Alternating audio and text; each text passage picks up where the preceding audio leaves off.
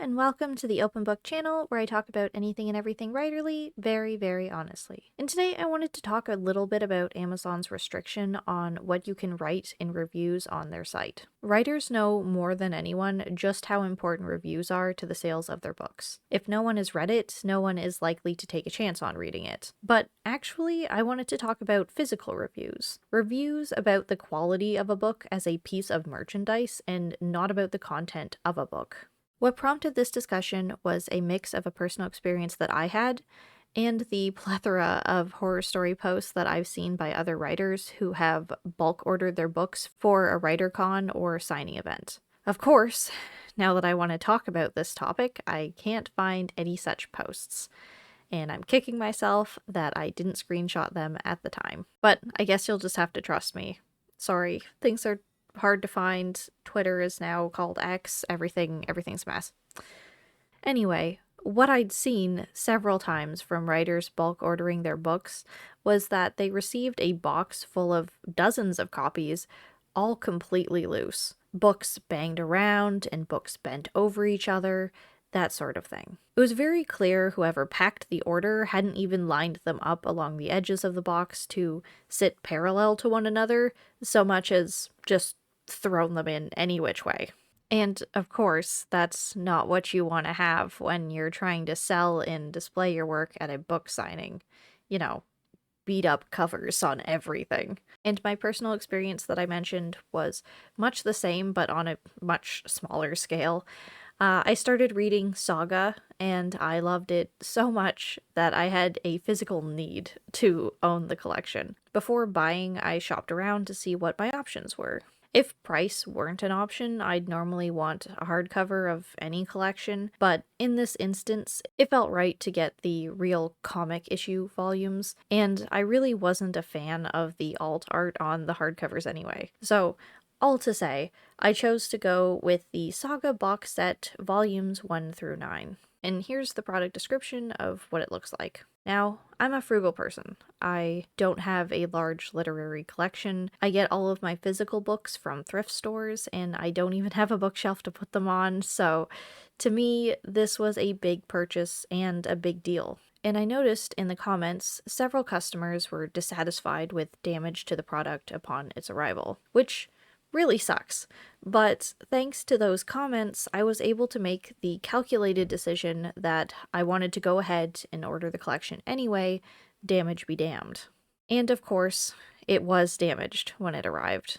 Here's a picture of my box set. The corners are also crushed, and it's no wonder, honestly, because the plastic sealed box set was just in a box that was roughly 50% larger than it, with absolutely nothing else in it. Not a single piece of cushioning or bubble wrap, nada.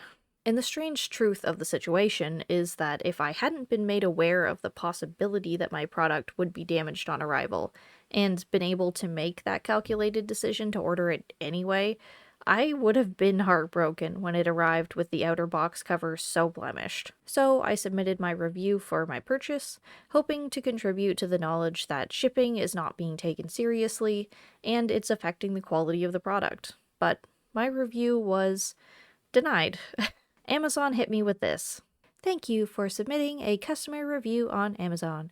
After carefully reviewing your submission, your review could not be posted to the website. It appears you reviewed the shopping or packaging experience. Now, I don't really know how my review differs that much from these other two that were approved and posted to Amazon, which I read before making my purchase, but I find it quite odd that this level of enforcement exists in the first place. People review products poorly all the time, or should I say, incorrectly. There's loads of reviews on sites like Amazon that are quite literally someone complaining about the wrong product in the wrong place, and those exist. And it made me wonder about the practice of monitoring reviews in the first place.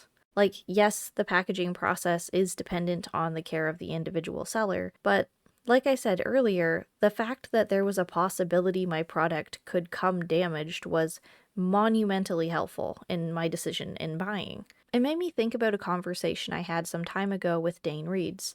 Shout out to Dane. Hi, Dane. His channel will be linked in the description below. Anyway, Dane has an interesting philosophy, and that's to share all reviews of his books, no matter what they are. I asked him, wouldn't it be wise not to share reviews that are unfavorable? Not that I think it's a good practice to skew the perception of your book, but in specific cases, like Dane had mentioned getting review bombed once because of a personal conflict in his life, which in and of itself is not a true reflection of the book, but is still affecting its standing, he told me, nope, all reviews, no matter what.